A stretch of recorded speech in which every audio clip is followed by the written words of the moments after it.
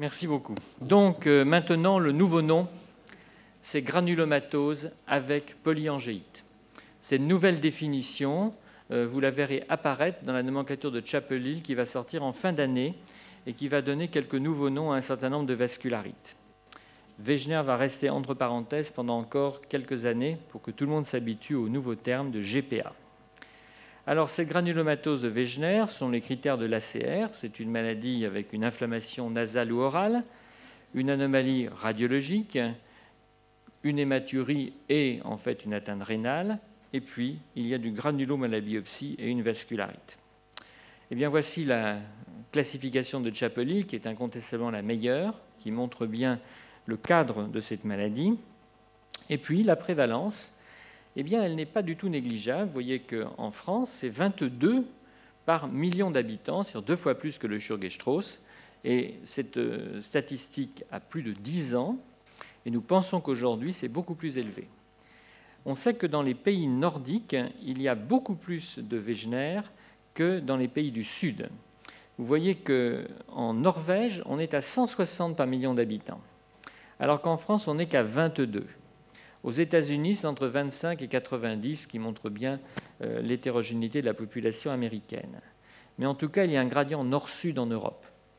Mais ce que nous observons aujourd'hui, c'est que certaines maladies, certaines vascularites disparaissent, c'est le cas de la périartérite noueuse, et d'autres augmentent considérablement, c'est le cas de la maladie de Wegener. Nous en voyons pour notre part environ 70 à 100 nouveaux cas par an, ce qui est quand même relativement important pour un pays de 60 millions d'habitants. C'est une maladie où il y a de la génétique, là encore. On a isolé quelques facteurs de prédisposition génétique à développer cette maladie. Et en tout cas, elle touche essentiellement les sujets de race blanche, les Asiatiques également, mais avec des caractéristiques cliniques différentes. Et elle n'intéresse généralement pas les populations d'origine africaine, où il n'y a pratiquement pas de Wegener. Alors l'antigène responsable, c'est la protéinase 3. Donc les anticorps sont les anti-PR3. Et j'insiste sur le fait qu'il faut faire non seulement l'immunofluorescence pour que le test soit valable, mais il faut également faire un test en ELISA. Et il y a à peu près 10 à 20% des malades qui ont des anticorps anti-myéloperoxydase et d'authentiques maladies de Wegener. Alors cette protéinase 3, c'est un enzyme protéolytique qui active le complément, qui est lui-même agressif vis-à-vis de l'endothélium, c'est-à-dire qu'à la fois l'antigène et l'anticorps sont agressifs pour l'endothélium vasculaire. Ça interagit avec les neutrophiles, ces ANCA, et ça va faciliter la dégranulation des polynucléaires neutrophiles qui vont déclencher des réactions oxydatives et ensuite il y a une agression vasculaire. Voilà ce qui se passe de façon très schématique. Un antigène que l'on ne connaît pas, antigène primaire, qui avec un priming dû au TNF-alpha et à l'interleukine 8 et un bêta, il va y avoir une expression périphérique de la protéinase 3 qui sort du cytoplasme des neutraux pour aller à la surface de la cellule. Puis ensuite, il y a un phénomène d'adhésion entre ce polynucléaire neutrophile qui va d'abord rouler sur l'endothélium, puis se fixer l'endothélium grâce à des molécules d'adhésion. Et puis, il va y avoir la destruction de l'endothélium vasculaire, mais ne pas oublier qu'au-delà de l'action directe des ANCA sur la paroi, la maladie de Wegener, c'est quand même aussi une granulomatose. Donc il y a la formation du granulome et une pathologie qui n'est pas uniquement B-lymphocytaire, mais aussi T-lymphocytaire.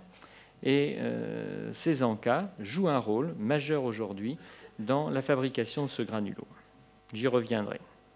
La cause est inconnue. On discute d'une cause infectieuse qui me paraît dire assez probable. On n'a jamais pu individualiser la cause.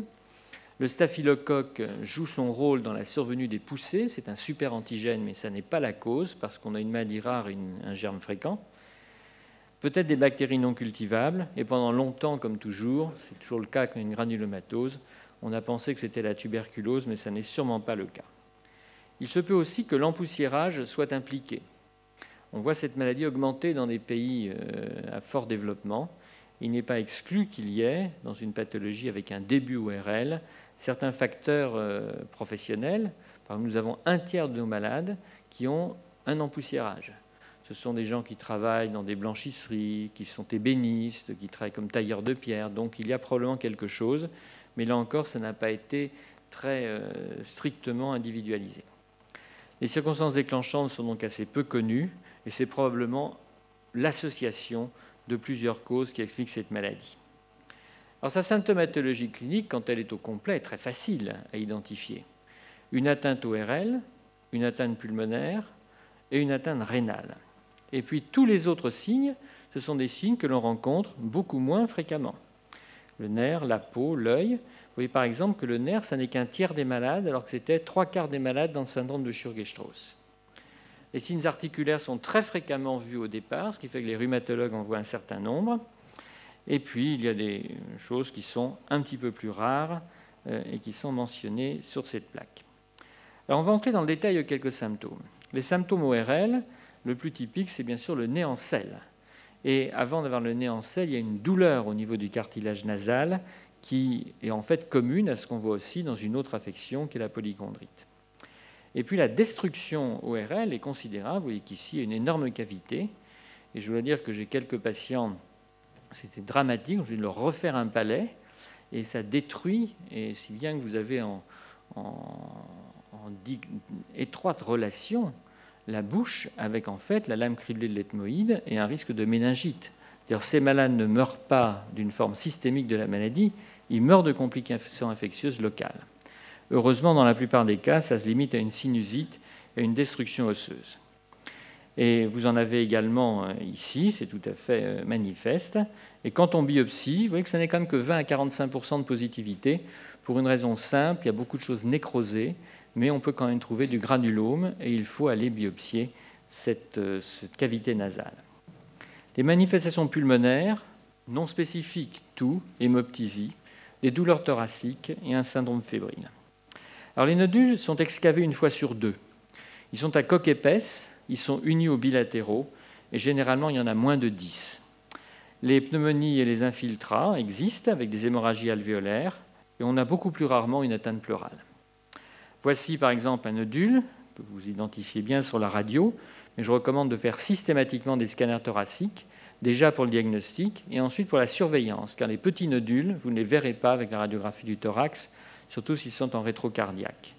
Alors voilà le nodule caractéristique, excavé, avec sa coque épaisse. Et puis ici, il y en a un très gros. Alors on peut penser qu'il a une aspergillose surajouté, c'est un énorme problème et qui se pose assez régulièrement. Mais dans le cas présent, c'était du granulome, puisque nous avons enlevé ce nodule. Et voilà, parfois un nodule qui prend carrément ici pratiquement tout l'apex pulmonaire. Et puis, il y a d'autres images que vous voyez ici, très typiques, avec des troubles de ventilation. Et puis l'hémorragie alvéolaire. Alors l'hémorragie alvéolaire, celle-ci est grave. Mais en pratique, alors le scanner est très important parce qu'on peut retrouver des petites hémorragies alvéolaires et très souvent autour des nodules. Il y a souvent une toute petite hémorragie alvéolaire surajoutée. Alors, le pronostic de l'hémorragie alvéolaire n'est pas mauvais. C'est en fait une forme plutôt de bon pronostic. Et quand il y a des formes sévères d'hémorragie alvéolaire où le malade meurt en partie à cause de cela, c'est pratiquement toujours un syndrome pneumorénal et c'est le rein qui fait la décision pronostique. L'hémorragie alvéolaire isolée, distillante sur plusieurs semaines, ça n'est pas un élément de mauvais pronostic, c'est un élément de diagnostic. Mais l'élément pronostic, c'est la combinaison hémorragie alvéolaire et rein. Et dans nos facteurs de pronostic, l'hémorragie alvéolaire ne sort pas en multivarié, alors que le syndrome pneumorénal sort. Et puis, il y a des formes un peu plus inhabituelles, comme les sténoses trachéales, ici bronchiques, ça c'est plutôt embêtant, avec des troubles de ventilation et très peu de réponse, en fait, souvent au traitement par voie générale, mais qu'il faut quand même donner. Il faut des traitements locaux, avec des stents, avec des dilatations, avec des forages de temps en temps. Et puis, il y a les sténoses sous-glottiques qui sont encore plus fréquentes et qui, là aussi, requièrent des traitements locaux. C'est d'autant plus intéressant, ces sténoses, même si on a beaucoup de difficultés à les traiter, qu'elles surviennent chez des malades qui sont parfois en rémission complète de tous les autres signes de la maladie. Des gens qui vont parfaitement bien, 1 an, 2 ans, 3 ans après, ils viennent vous voir parce qu'ils ont un trouble respiratoire et ils ont cette sténose. Donc, c'est véritablement quelque chose que l'on comprend mal, parce que cela vient chez des malades qui ne sont pas toujours en poussée de la maladie. Alors le rein, c'est bien sûr essentiel. Même devant un public pneumologique, je pense qu'il faut insister sur le rein. La détection systématique de l'hématurie et de la protéinurie, c'est facile. l'insuffisance rénale qui est déjà un stade souvent un peu tardif, et il faudrait éviter cela. Et quand on fait une histologie, on a une glomérulonéphrite aiguë, extracapillaire, post-immune. C'est-à-dire qu'en immunofluorescence, il n'y a pas de fixation. Quand on peut détecter la maladie à ce stade, c'est-à-dire qu'ici, vous avez un tout petit saignement au sein du flocculus, que vous voyez ici, ça c'est le tout début de l'effraction des vaisseaux dans la chambre urinaire, c'est d'un excellent pronostic. Le stade ultérieur, c'est celui-là. Vous voyez les cellules qui se sont accumulées dans la chambre urinaire et ce malheureux flocculus qui est en train de devenir ischémique. Et si vous ne faites rien, vous avez ceci, avec cette glomérulopathie à croissant, que vous voyez tout à fait bien, et puis les amas cellulaires. Et si on ne fait vraiment rien, eh bien, nous arrivons à ceci, où là, eh bien, il n'y a plus rien à faire. Ce sont des séquelles, et les malades qui vont évoluer l'insuffisance rénale chronique, définitive, et la dialyse, c'est ça.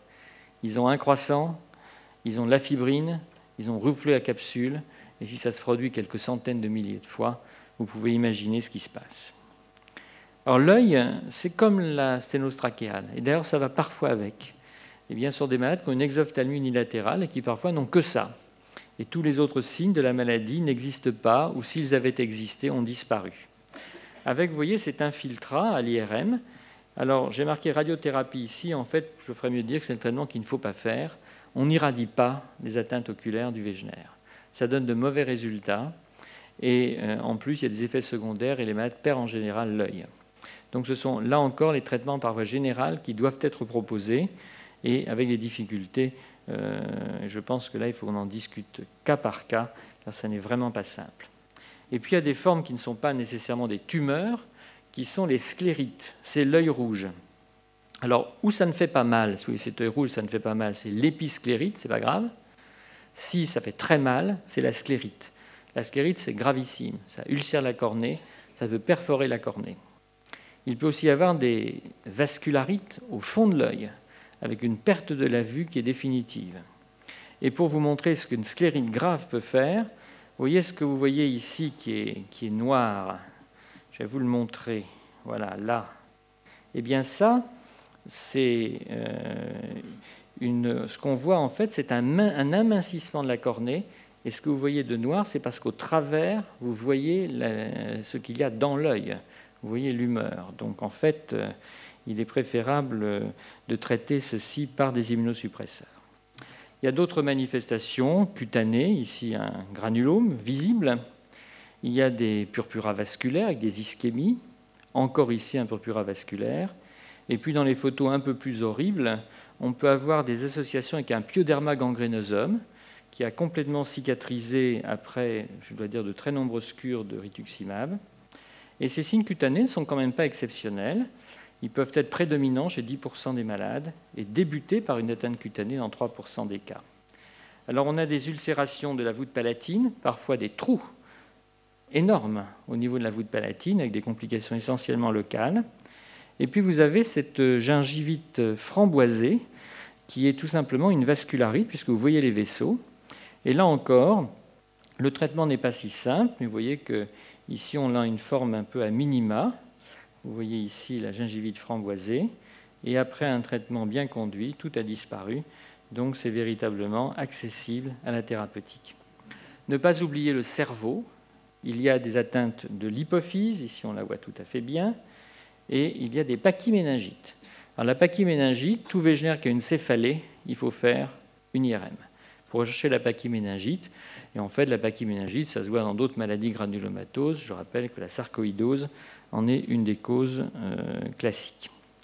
Puis il y a les formes atypiques. Ici, vous avez une infiltration tout à fait importante en épidurale. Et nous avons malheureusement un malade paraplégique avec ce type de manifestation, qui d'ailleurs ne répond actuellement pas très bien au traitement et qui nous pose beaucoup de problèmes.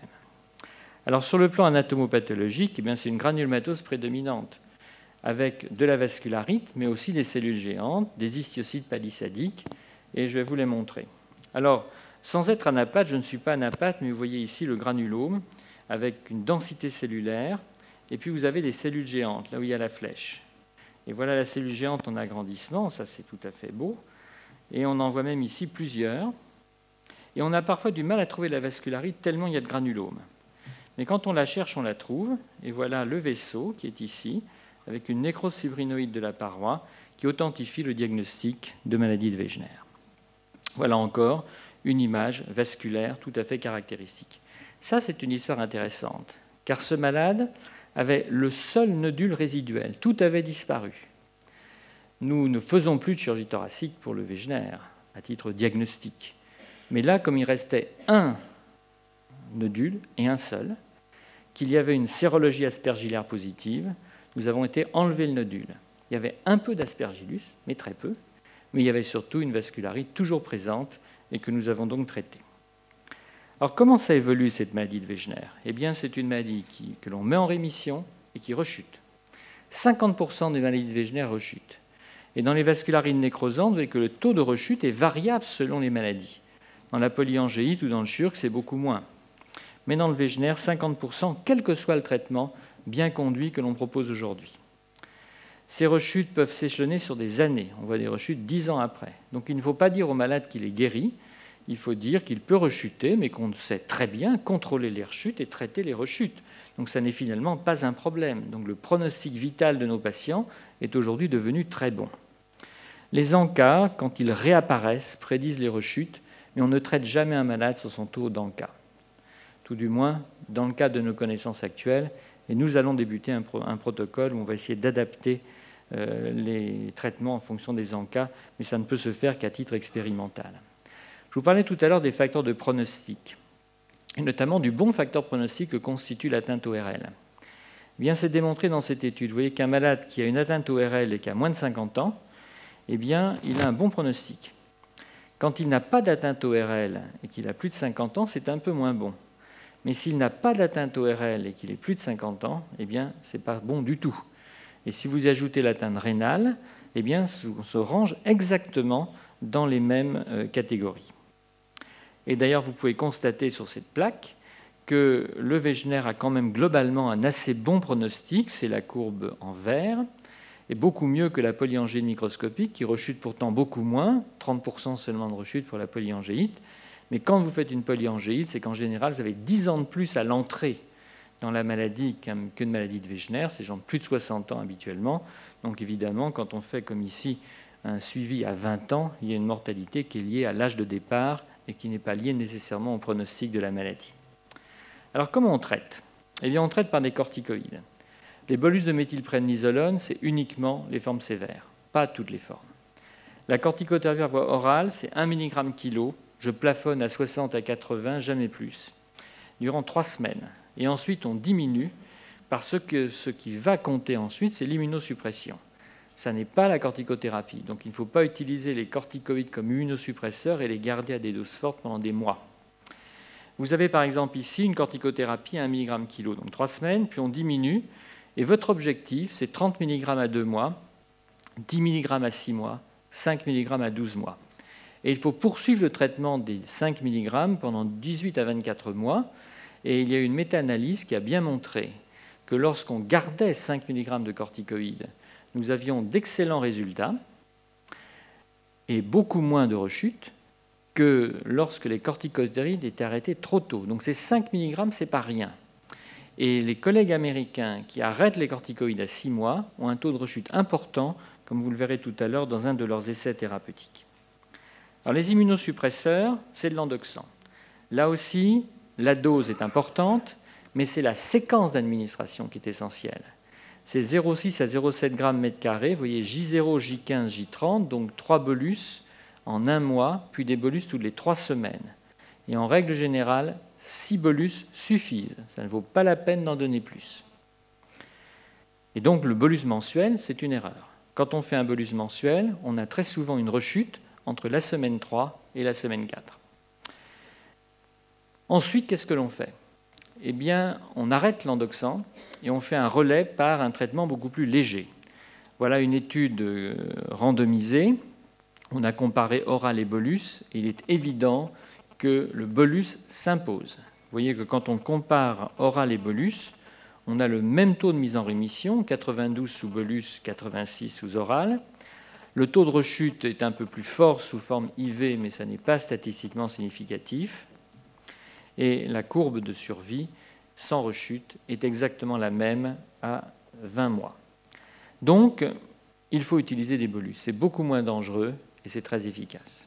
Et dans une étude chez le sujet âgé qu'on est en train d'analyser, qu'on a terminée, on a même montré chez les sujets à risque d'infection très élevé qu'en donnant 500 mg tous les 15 jours, 6 fois de suite, donc 3 grammes de dose totale d'endoxan, on mettait 80% des malades en rémission.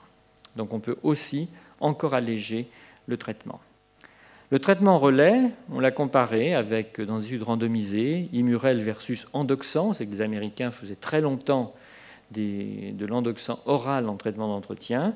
Dans cet essai qui date déjà de 2003, on a exactement le même taux de rémission dans les deux groupes. Et vous voyez que les courbes de survie sans rechute sont les mêmes.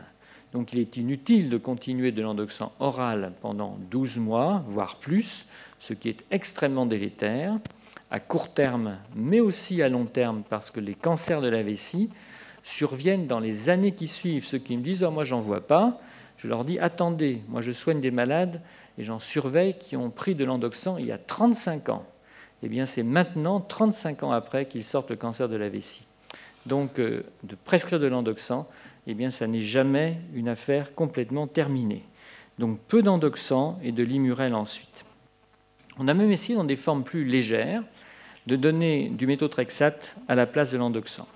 Alors, c'est une étude randomisée dans des formes non rénales, parce qu'il n'est pas question de donner du méthotrexate, qui met du temps à agir en plus, chez des patients qui n'ont pas d'atteinte, qui ont eu une atteinte rénale. Ça serait prendre un risque inconsidéré.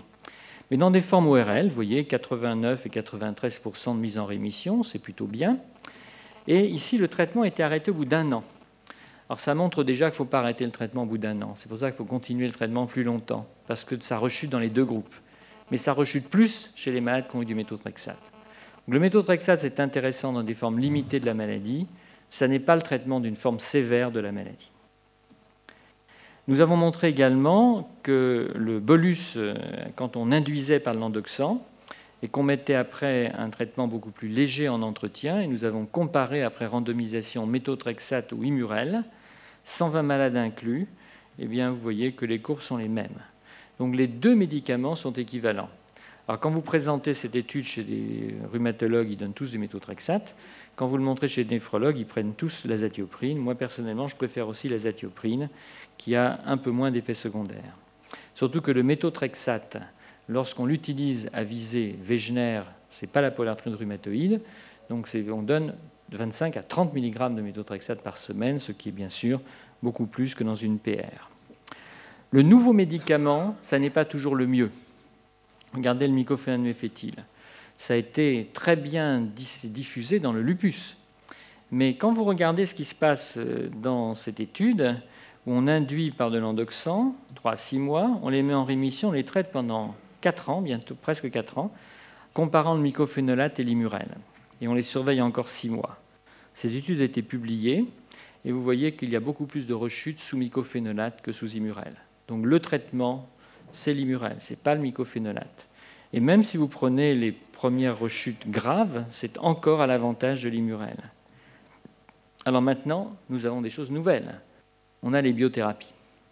Alors ces biothérapies, elles sont multiples. Il y a toute la manipulation des anticorps, les échanges plasmatiques, les immunoglobulines, les anti-TNF ou les anti-CD20. On va les voir rapidement. Pour les échanges plasmatiques, depuis des décennies, on sait qu'il ne faut pas attendre des échanges plasmatiques une amélioration de la survie des patients. Par contre, si vous prenez des malades très graves, avec des créatinines à plus de 500 micromoles à l'entrée, donc les formes les plus graves de Wegener, tous reçoivent des corticoïdes, tous reçoivent de l'endoxan, un groupe reçoit 7 échanges plasmatiques en 2 semaines, et l'autre groupe reçoit 3 bolus de méthylprednisolone. Eh bien, le résultat est clair, pas d'amélioration de la survie, mais une amélioration de la survie rénale. Et vous voyez la différence très significative entre les deux groupes qui est nettement à l'avantage des échanges plasmatiques. Donc, un Wegener grave aujourd'hui, en plus de son traitement médicamenteux, on rajoute des échanges plasmatiques pendant 2 semaines. Et si on regarde la même étude à long terme, eh bien vous voyez que l'effet se maintient. Donc, on a réussi à récupérer un certain nombre de malades qui auraient fini en dialyse. Quid des immunoglobulines? Alors, les immunoglobulines, quand on les utilise, c'est une étude randomisée faite à Cambridge, où on compare 17 malades qui ont des immunoglobulines et 17 placebos, et c'est toujours un traitement additionnel. Ce n'est pas un traitement seul de la maladie de Wegener. Donc ils ont en plus des corticoïdes et en plus un immunosuppresseur, mais ils ne répondent pas à ce traitement. Eh bien, si on fait une seule perfusion, on a une réponse thérapeutique, mais ça ne dure pas. Les immunoglobulines, c'est au bout de 3 mois, il n'y a plus du tout de bénéfice. Nous avons fait une étude prospective également, en adjonction également, où on a donné une perfusion mensuelle et on a évalué 3 mois après les 6 perfusions mensuelles. Et bien, vous voyez que la réponse immédiate est obtenue puisqu'il y a 20 sur 21 malades qui répondent. Et à 9 mois, il y a encore 13 rémissions complètes. Donc c'est un traitement de niche, mais c'est une niche intéressante car chez des malades qui ne répondent pas au traitement, donner des immunoglobulines va aussi vous éviter d'aggraver l'immunosuppression et va vous protéger de quelques effets secondaires infectieux bactériens. À l'inverse, les immunoglobulines sont formellement contre-indiquées chez les malades qui ont une insuffisance rénale. Les anti-TNF, on en a eu beaucoup d'espoir. Et celui qui est incontestablement le plus efficace, c'est l'infliximab. Et l'adalimumab, probablement, puisque nous en donnons aussi un peu.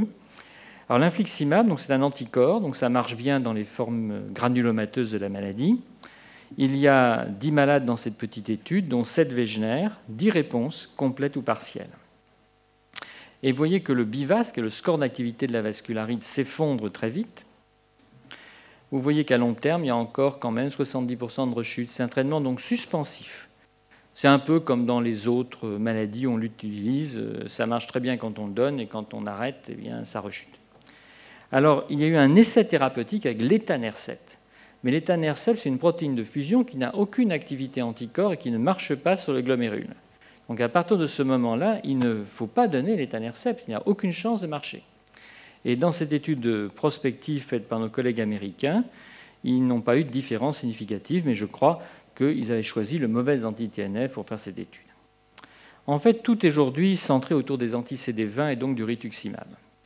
Très brièvement, je vous rappelle que quand vous injectez à des souris knockout pour la myéloperoxydase, donc ils n'ont jamais vu la myéloperoxydase, si vous leur en injectez un petit peu, elles vont vous faire des anticorps.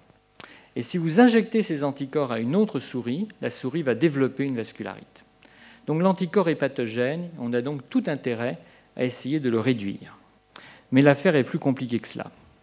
Parce que l'intérêt des lymphocytes B, c'est que si on les supprime, on va supprimer aussi les ANCA, mais on va également agir sur le granulome. Et vous voyez ici que dans cette étude, ce qui est en marron, eh bien, ce qui est en marron, ce sont les lymphocytes B. C'est-à-dire que dans un granulome qui est constitué majoritairement de lymphocytes T, eh bien, il y a aussi des lymphocytes B.